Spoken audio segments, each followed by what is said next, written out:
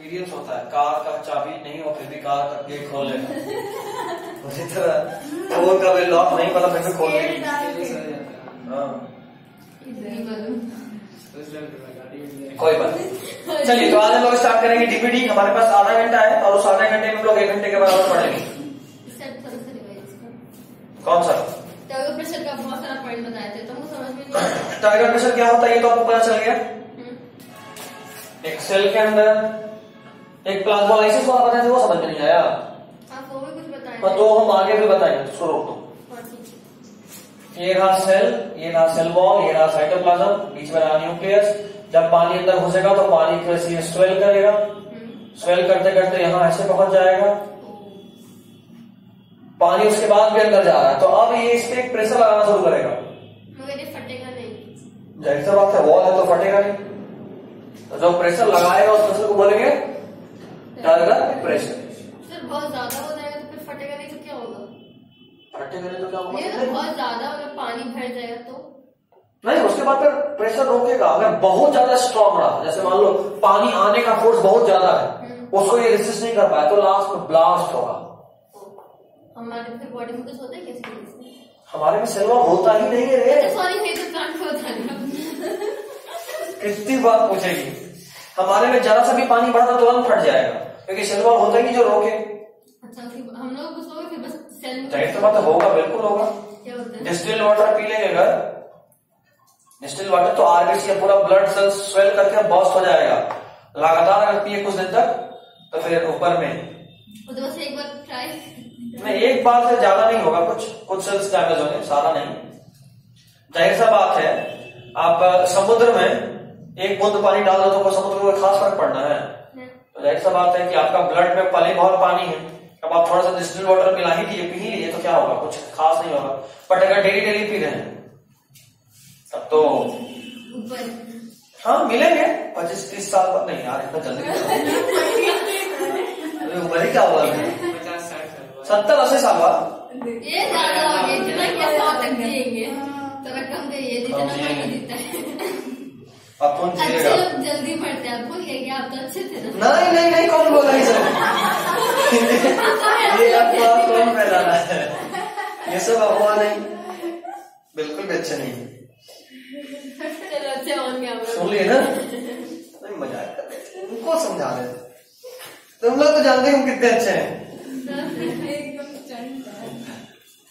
चलो तो target pressure को हाइड्रोस्टैटिक प्रेशर भी बोलते हैं। टारगेट प्रेशर नॉर्मली 0 से ऑस्मोटिक प्रेशर के बराबर होता है। कैसे, ये हम लास्ट क्लास में बहुत अच्छे से समझाए थे। आप समझ में नहीं आया था भैया, बाद में समझाएंगे। नहीं ये हम अभी समझाएंगे। मान लो टारगेट प्रेशर तो तब लगा ना जब यहाँ पे वॉल टारगेट टकराया। जब तक ये साइटोप्लाज्म यहाँ था और पानी अंदर जा रहा था तो मान लो फूल भी इतना हो गया, लेकिन अभी भी वॉल पे कोई प्रेशर लग रहा है क्या? तो अभी टारगेट प्रेशर 0 है। जब सटने लगेगा तो धीरे धीरे प्रेशर बढ़ने लगेगा। जब एकदम टाइटली फुल हो गया तो जितने स्पीड में पानी आएगा उतना ज्यादा प्रेशर लगेगा, तो 0 टू टारगेट ऑस्मोटिक प्रेशर के बराबर हो गया। अगला point is maximum value of turgor pressure is osmotic pressure. अभी बताया कि जब एकदम टाइटली फुल हो गया तो जरा भी प्रेशर लगाओगे पूरे वॉल में डिस्पर्स होगा। Next is turgor pressure is negative in case of plasmolysed cell. ये समझ में आया? आ गया था, ठीक है। नहीं आया तो इसी को आगे पढ़ेंगे। Significance of turgor pressure, natural shape of the cell को मेंटेन रखता है। अगर पानी नहीं हो तो कोई भी सेल मुरझा जाता है। कॉमन लैंग्वेज में बोले तो पानी से वो अपने शेप को ऑब्टेन किया जाता है। सेल इलॉन्गेशन में मदद करता है, क्योंकि लगातार प्रेशर पड़ रहा है तो आपका हाइट भी बढ़ेगा, तो सेल इलॉन्गेशन में मदद करता है। उसके अलावा मेसोफाइट, हाइड्रोफाइट, हेलोफाइट ये बहुत पहले बता चुका हूं। Next heading is DPD, diffusion pressure deficit. Diffusion pressure deficit, the power of absorbing water inside the cell is called DPD. पानी को सोखने की क्षमता को बोलते हैं डीपीडी। पानी को सोखने के, खींचने की क्षमता को बोलते हैं डीपीडी। जरा इसको समझते हैं। एक 2 सेल है मेरे पास या 2 कंटेनर है या यूं बोलो कि 2 रूम है, ठीक। एक में 50 आदमी, एक में 20 आदमी। तो अगर हम पानी खींचने का बात करें तो कौन ज्यादा खींच सकता है? 50 आदमी। तो जिस सेल में जितना ज्यादा सॉल्यूट होगा वो उतना ज्यादा पानी खींचेगा। इसी को बोलते हैं डीपीडी, ठीक है। इसी को क्या बोलते हैं? डीपीडी। पढ़ना पॉइंट। इसको सक्शन प्रेशर भी बोलते हैं। डीपीडी का एक और नाम क्या है? Suction pressure. नाम खुद में काम बता रहा है। सक्शन प्रेशर, खींचने का क्षमता, खींचने का pressure. The decrease in diffusion pressure on adding of solute is known as DPD. Diffusion किसको बोले थे? डिफ्यूजिंग मॉलिक्यूल जो प्रेशर लगाता है उसको डिफ्यूजन प्रेशर बोले थे। याद आ रहा है? रिवाइज करके आए हो सब ये चैप्टर? जिस दिन खत्म होगा उसका अगला दिन टेस्ट होगा बिना एक दिन गैप दिए हुए। और आज चैप्टर 1 सुनने में बोले थे, सुनिए क्या चैप्टर 1 आज क्लास में नहीं एकदम पढ़ के नहीं आया। Get ready for the punishment. यही क्या? इंग्लिश में बोले, समझ में नहीं आया? अरे पनिशमेंट क्या है? पनिशमेंट क्या है? 2-3 हजार फाइन लगा देते। अरे देकर आए अभी तो। फाइन दी थी? अरे 2 मांगी सैलरी मिल गया ना, आपको कुछ नहीं है। कोई बात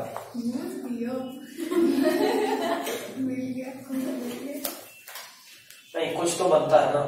बहुत दिन हो गया। नहीं आज नहीं प्लीज। कल क्लास होगा क्या? हाँ कल संडे है ना? ले लीजिए। हाँ होगा, बिल्कुल होगा, क्लास तो होगा। कल टेस्ट ले। हमारा संडे को क्लास होता है तो हम क्लास लेंगे। काम करते हैं कल ऑफलाइन टेस्ट इतना प्लस फिजिक्स का क्लास। पहले टेस्ट देंगे फिर क्लास करेंगे। कौन सा चैप्टर 1 का 1 2 आज नहीं, ज्यादा नहीं। एक दिन में एक चैप्टर रिविजन बहुत बड़ा बात नहीं है। तो क्या होगा? बड़ा है सर। 1 2 तो दूसरा आंटे तो बोल दे। 1 2 अच्छा क्लास के बाद सोचेंगे, फिर पहले पढ़ लेते हैं। टाइमिंग थोड़ा ठंडा रखिएगा। 10 बजे से बुलाऊंगा। चल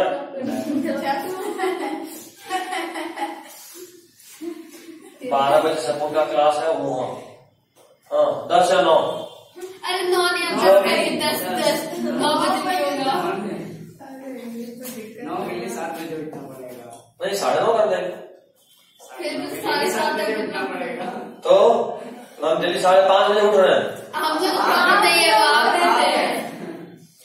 आपको इलेक्शन 5:30 बजे हम लोग आप भेज दिए। क्या?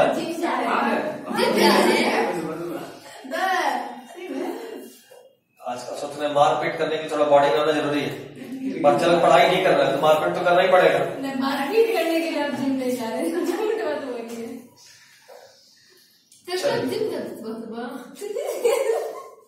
आप कितने सबको सदमा लग रहा है। अभी कुछ नहीं बना है, टाइम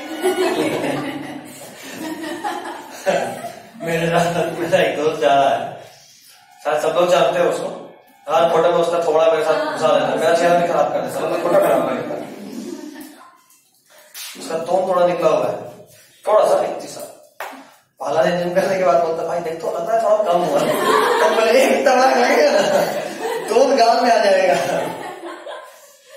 तो पहला दिन में कुछ करवाया भी नहीं सामने वाला, सिर्फ बोला थोड़ा वार्म अप कीजिए, आज पहला दिन है। तो खाली 1 2 1 2 कर रहे थे, टोन गायब हो गया। एक से एक है। अर्पिता के जैसे होंगे। अर्पिता का टोन है। हाँ अरे ये तो चलो तुम भी साथ में। तो डीपीटी जो है वो वाटर एब्जॉर्बिंग कैपेसिटी है। और जो डिफ्यूजन प्रेशर है, जब भी कोई मॉलिक्यूल किसी मेम्ब्रेन के आर पार डिफ्यूज करता है तब जो प्रेशर लगता है उस प्रेशर को बोलते हैं डिफ्यूजन प्रेशर। क्या बोलते हैं? Diffusion pressure. अब सोचो नॉर्मली इस रूम में अगर साल्ट अधिक है, नॉर्मली इस रूम में सॉल्ट अधिक है, या सॉल्ट को छोड़ो ना, वाटर का डिफ्यूजन का बात करते हैं। आपको पता है कि डायनेमिक इक्विलिब्रियम होता है, चाहे भले इक्विलिब्रियम हो जाए बट फिर भी कुछ मॉलिक्यूल जा रहा हो कुछ मॉलिक्यूल आ रहा होता है, ये तो बताया था। मान लो इस रूम से 5 मॉलिक्यूल बाहर जा रहा है, 10 मॉलिक्यूल अंदर आ रहा है, तो 5 मॉलिक्यूल को भी बाहर जाने के लिए मेम्ब्रेन पे प्रेशर को जनरेट करना पड़ेगा। उस प्रेशर का नाम डिफ्यूजन प्रेशर। बट अगर हम इस रूम में सॉल्यूट को और बढ़ा दें तो जाहिर सी बात है अब और ज्यादा पानी अंदर आएगा, कुछ कम ही पानी बाहर जाएगा, होगा ना। तो जो मेरा पानी मान लो पहले 10 मॉलिक्यूल बाहर जा रहा था, तो 10 मॉलिक्यूल का प्रेशर लगा था मेम्ब्रेन पे। अब इसमें चूंकि सॉल्यूट और बढ़ गया तो पानी का रेट और अंदर आएगा, बाहर जाने वाला और कम होगा। तो मान लो 10 के बजाय 6 ही मॉलिक्यूल बाहर हो रहा है, तो अब जो मेम्ब्रेन पे प्रेशर लग रहा है वो घटा, तो बोले डिक्रीज इन डिफ्यूजन प्रेशर। वापस से पॉइंट देखते हैं, the decrease in diffusion pressure on adding of solute is known as DPD. ठीक, अगला point, DPD determines the direction of osmosis. Osmosis किस तरफ होगा इसको डिटरमाइन कौन करता है? तुम अभी तक नोट्स नहीं लिखे, तुम तो लिखने वाले थे। चलो आज घर चलते हैं, चाय पीएंगे। नहीं हम प्रिंट करवा लेंगे। तुम तो प्रिंट उसी दिन करा रहे थे। पूरा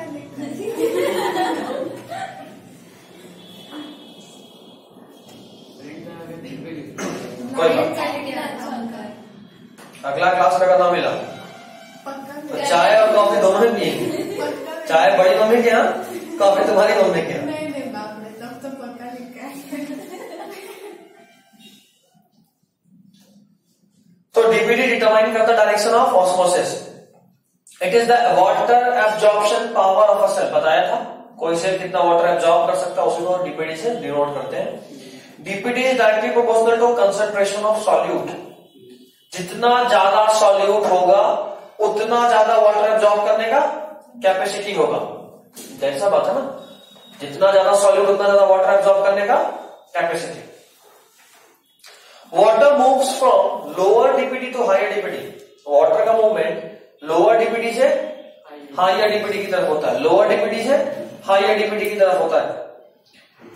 जाहिर सी बात है जहां लोअर डीपीडी है वहां कम पानी खींचेगा, जहां ज्यादा डीपीडी है वहां ज्यादा पानी खींचेगा। मतलब ज्यादा जो खींचेगा उस तरफ पानी खिंचाएगा, समझ रहे? तो लोअर से हायर डीपीडी की तरफ वाटर मूवमेंट होता है। Osmotic pressure is greater than the turgor pressure. जाहिर सी बात है, टर्गर प्रेशर किसको बोले थे?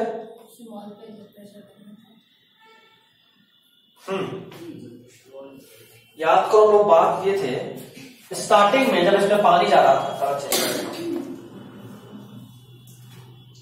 स्टार्टिंग में जब अंदर पानी जा रहा था, जब सेल मेम्ब्रेन यहां था तो टर्गर प्रेशर कितना था?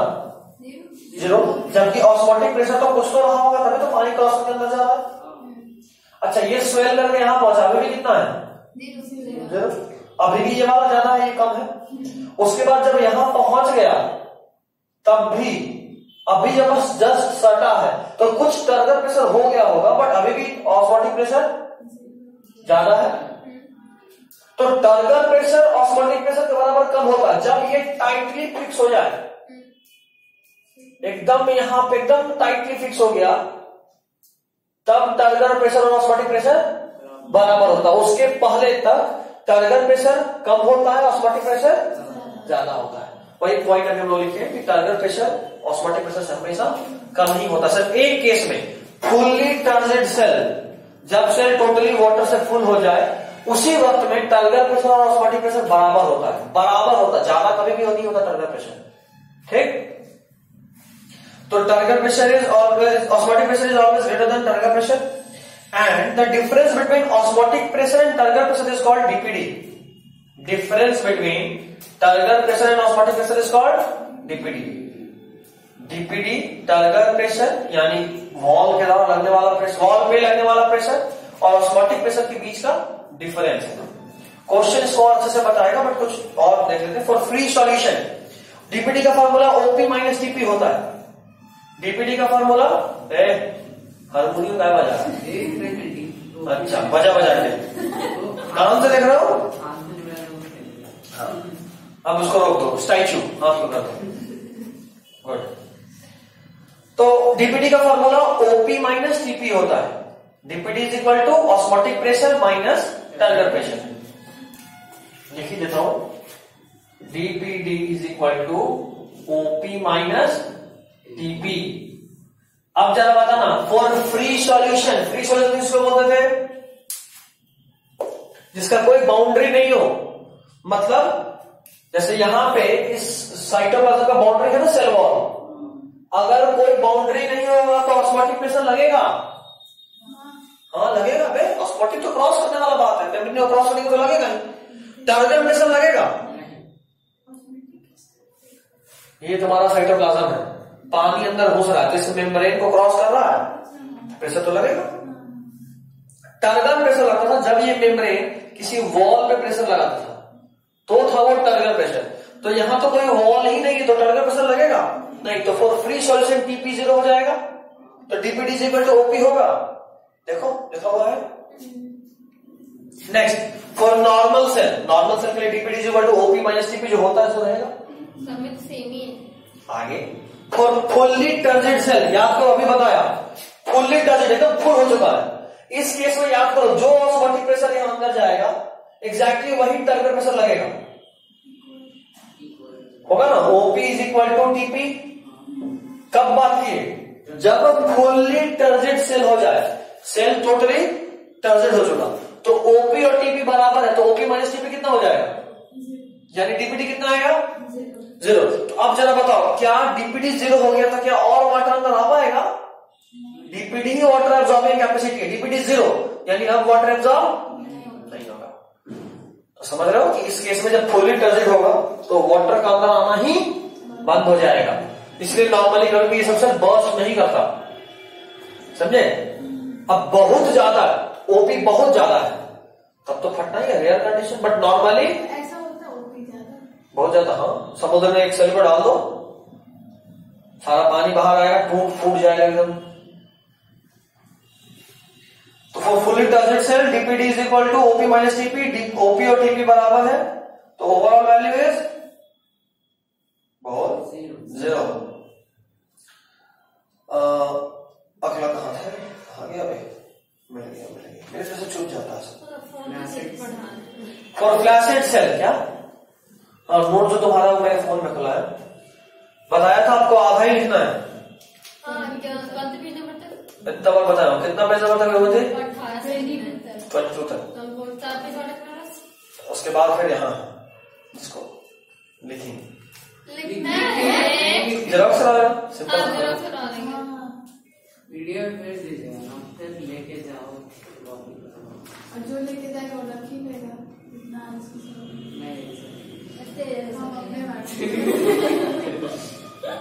कोई दिक्कत नहीं, तुम रखोगे तो कोई दिक्कत नहीं, चाय पीने का बहाना मिल जाएगा। मैं बात करने के लिए तैयार है एकदम। नहीं तुम्हारे यहाँ चाय पीना है, सोचे हुए। लास्ट से मेरे यहाँ पीना था क्या? हाँ, आंटी चाय बनाती है, तंदूरी चाय बनाती है आंटी। अच्छा हाँ, इसका भी पीना था। वो क्या बाकी लोग आपसे कह रहे हैं, लोग कुछ नहीं होगा। और फ्लैसिड सेल, फ्लैसिड यानी एक ऐसा सेल जिसका सेल वॉल हम तोड़ दिए। देखो दो बात है, फ्री में सेल वॉल था ही नहीं, फ्लैसिड में सेल वॉल कर मसल के चटनी बना दी। कहने को सेल वॉल है लेकिन रबर टाइप हो चुका है, समझे। जितना मसल वो एक्सटेंड कर जाए, कोई फर्क नहीं पड़ता, समझे। सेल वॉल है लेकिन रबर टाइप। तो फ्लैसिड सेल में यही होता है, सेल वॉल है लेकिन रबर टाइप, यानी DPD is equal to OP minus TP. और वॉल पे जो प्रेशर लगता था वो था टर्नर प्रेशर, बट यहाँ वॉल रबर बन चुका है, जितना लगाओगे वो और फैल ही जाएगा। तो कहीं पे स्टैटिक है तब तो प्रेशर लगाओ, स्टैटिक है नहीं तो प्रेशर लगेगा। तो pressure TP 0, DPD is equal to OP. फिर से TP 0, DPD is equal to OP. चलिए अगला, फॉर प्लाज्मोलाइज्ड सेल, ये हम लोग पहले लिख चुके हैं कि प्लाज्मोलाइज्ड सेल में टर्नर प्रेशर नेगेटिव हो जाता है, पहले पढ़े थे ना कैसे, क्या वो आगे पढ़ना है प्लाज्मोलाइज्ड, बट इतना पढ़े थे। तो अगर टर्नर प्रेशर नेगेटिव हो जाए, DPD is equal to OP minus TP, और ये टीपी खुद ही ऐसा हो गया, तो डीपीडी क्या हो जाएगा, मतलब अगर तुमसे पूछे कि सबसे अधिक पानी कौन खींचेगा, यही खींचेगा। देखो इसमें सबसे अधिक आएगा तो उसका ही सीक्वेंस लिखवाना होगा कि हाँ बिल्कुल भाई सीक्वेंस देखिए, सबसे ज्यादा पानी कौन खींच रहा है, प्लाज्मोलाइट सेल, उससे कम फ्लैसिड सेल या फिर फ्री सॉल्यूशन, दोनों में DPT is equal to OP आया था। उससे कम normal cell, DPT is equal to OP minus TP, तो कुछ कम हुआ। और सबसे कम फुल्ली टर्जेंट सेल, डीपीटी 0 आया था, है ना। चलो ओपी सब में लगेगा, खाली टीपी चेक करना।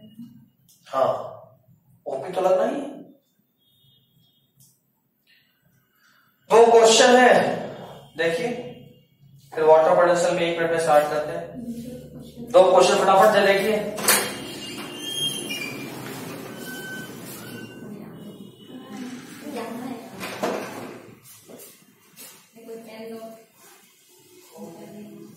कौन सा रेड है?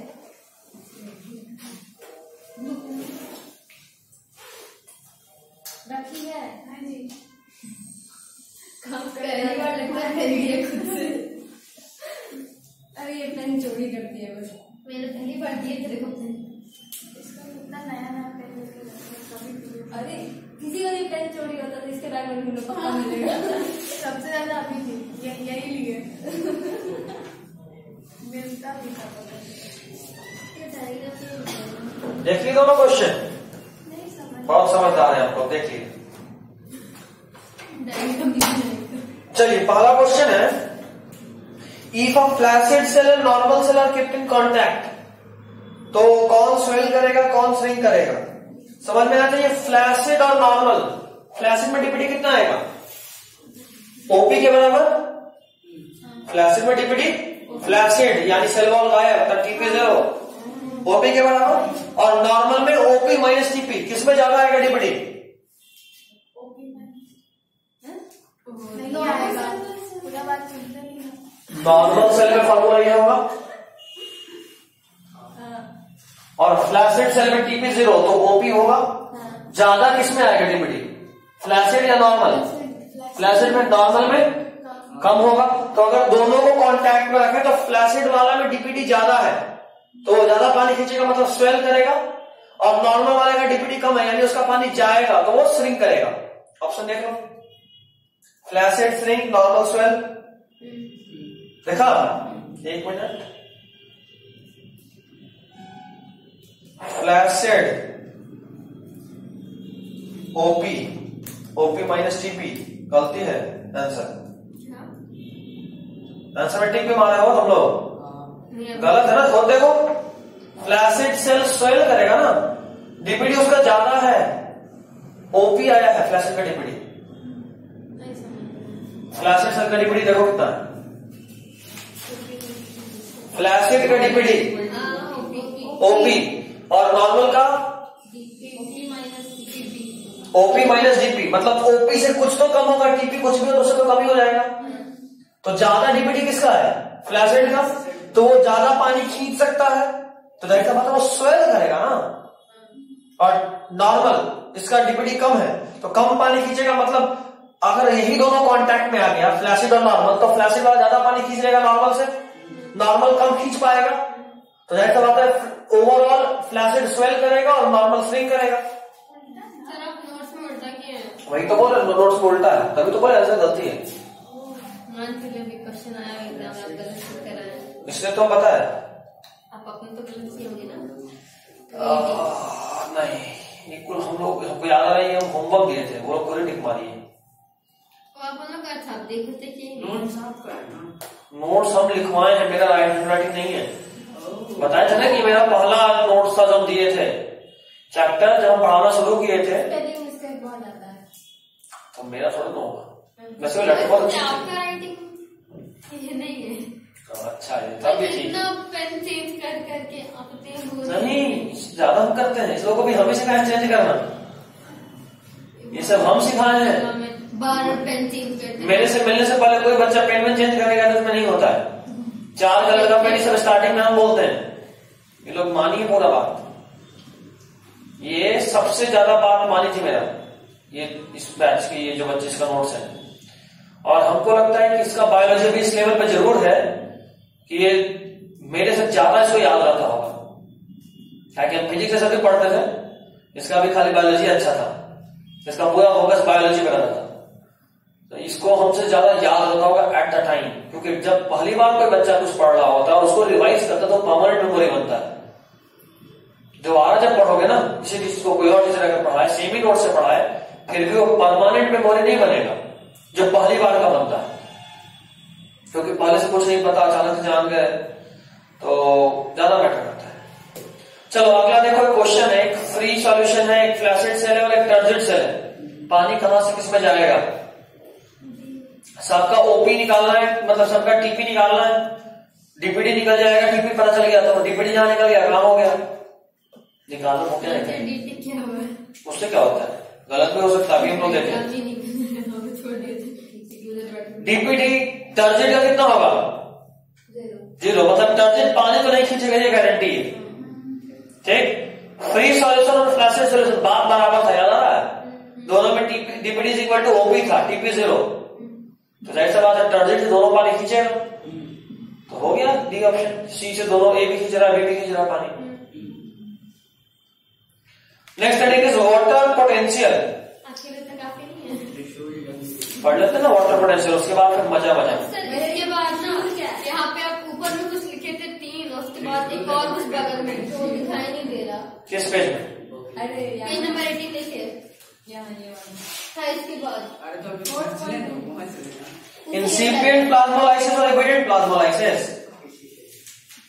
दिख रहा हो सब बता दे, पेंसिल से दिखा हुआ है, हेडिंग देखे ना, लिखी नहीं है, नहीं वहां पे थोड़ा दिख ही नहीं रहा है, क्या दिक्कत हो रहा है बताओ? Incipient plasmolysis, if the cell continues to be in hypotonic solution even after limiting plasmolysis, then protoplast relationship between cell है ना, कुछ थोड़ी बगल में कुछ लिखे में आप परमानेंट प्लाज्मोलाइसिस, पैराग्राफ में परमानेंट प्लाज्मोलाइसिस, इंसिपिएंट वाला तो बोल ही रहते हैं,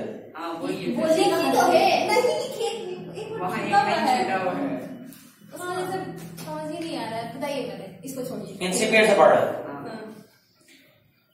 If the cell continues to be in hypertonic solution even after limiting plasmolysis, then protoplast first leaves from the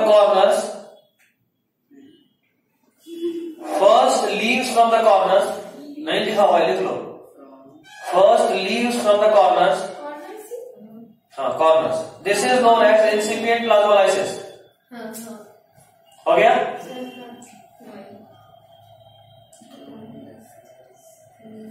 ये असल में एक्स्ट्रा है, बट बता देंगे क्या। एक और फिर इसका नीचे लिखे, हाँ, evident plasmolysis देखो, if more water is lost,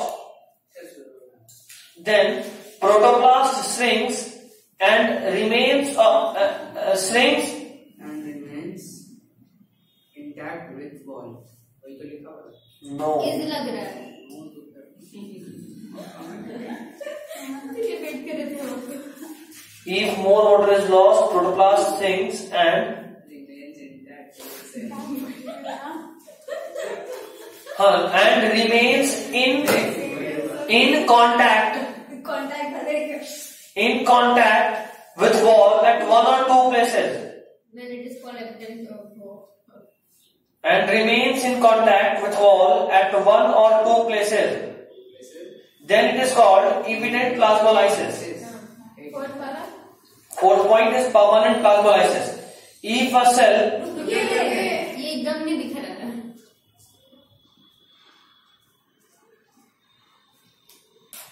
sir आपको दिखना दे रहा है, वही हम लोग इधर देख रहे हैं। ले पढ़ ले। हाँ तो उसमें भाग से है। ले इसे से पढ़ ले तो बता। नहीं दिख रहा है। तो आपको क्या समझ में आ रहा है? आजा ये एक काम करना सर, बगल वाले रूम में इसको खाली करें, मोछा मोछा होगा। बगल वाले में बैठ। बताइए कहाँ से? Permanent plasmolysis. If a cell is in evident plasmolysis stage. If a cell is in evident plasmolysis stage, याद है इसलिए आप बोल रहे पढ़ा है इनका देख के नहीं बोल रहे आप। if a cell is in evident plasmolysis stage, याद है तो मैं देख के बोलता हूं। हाँ याद है। नहीं हाँ बोलिए सर। तो रोले पर चार if a cell is in evident plasmolysis stage, drama कर रहे हैं यार। गूगल कर लेंगे and remains in the hypertonic solution, and remains in the hypertonic solution,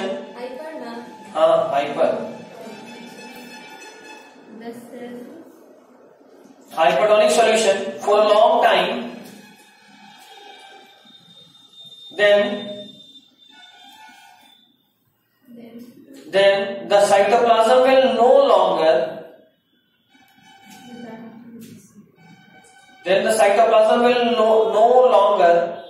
return back to original position. Then the cytoplasm will no longer return to original position even after keeping it in hypotonic solution. नहीं दी है votes match कर रहे थोड़ा बहुत। अरे उनको याद है। क्या हाइपोटोनिक इस बार हाइपोटोनिक है। Even after keeping it in hypotonic solution, this is called permanent plasmolysis. Sir इसके एक और आप नीचे लिखे ना लिमिटिंग प्लाज्मोलाइसिस 4 होगा ना। वो तो पता ही चुका। हाँ तो मतलब ये नंबर 1 फिर ये 2 3 4 है ना उल्टा। नहीं उल्टा एक नंबर उसके बाद वाले पेज में। हाँ वही बोल रहे हैं। लिमिटिंग प्लाज्मोलाइसिस उधर है, लिमिटिंग के बाद दूसरा है ऊपर में, नाम है इंसिपिएंट, फिर तीसरा एविडेंट और चौथा परमानेंट। चलिए this is all for today. घर जाते हैं। अब ये खत्म हो गया हमारा। अगला दिन वाटर पोटेंशियल पढ़ेंगे और ट्रांसलेशन में इंटर कर जाएंगे। क्या कल नहीं होगा तो बता दीजिए कौन सा चैप्टर। टेस्ट अभी नहीं लेंगे, सुनेंगे ओरली। चैप्टर 1 2 कॉलिंग पे क्या जबरदस्त रोना हो रहा है। या फीफा का रोना था बता दें।